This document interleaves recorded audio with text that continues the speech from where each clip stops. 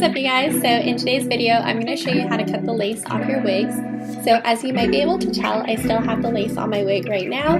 So I'm going to cut it in today's video and I'll cut it on camera and show you guys what I do and give you my tips and tricks. So if this is your first time cutting the lace off your wig, don't be nervous.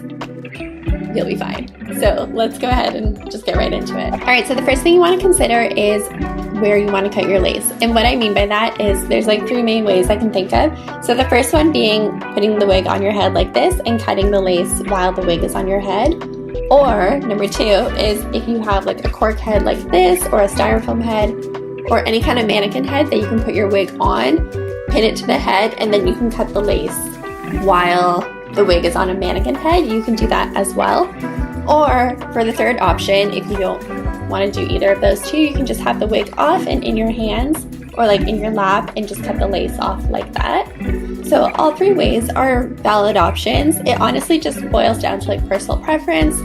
Which one makes you more comfortable and which one do you think will give you the most control over how you're cutting the lace? That being said, I know a lot of people recommend cutting the lace while the wig is on your head as being the best option.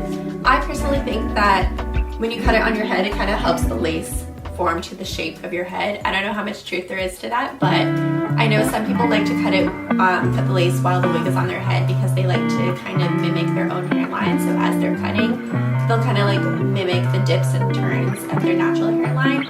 Or if they want to like create a wig, like a widow's peak if they have one, you can do that as well. I'm not going to mess around with the hairline today, so we're just going to go ahead and get into cutting the lace.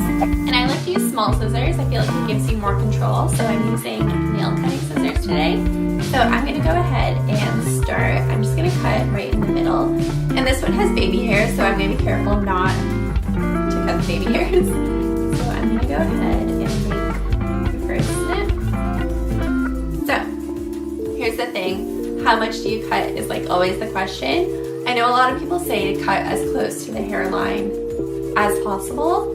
I don't like to cut too much, so always cut less than you think, and then if you need to cut more, you can always cut more after. But I feel like that's like one mistake that you can do is cutting off too much.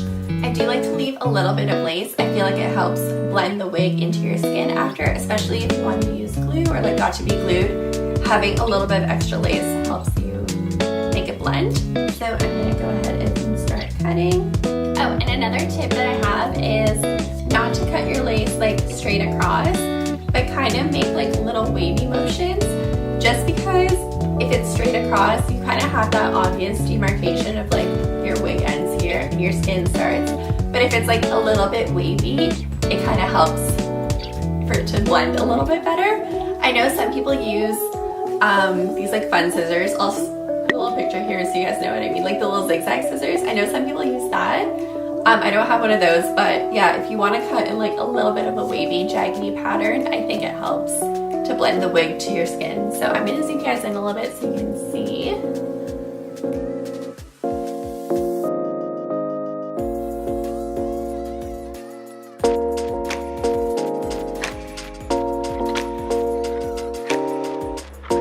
And then when you get to this part over here, you can just kind of pull it taut and continue cutting.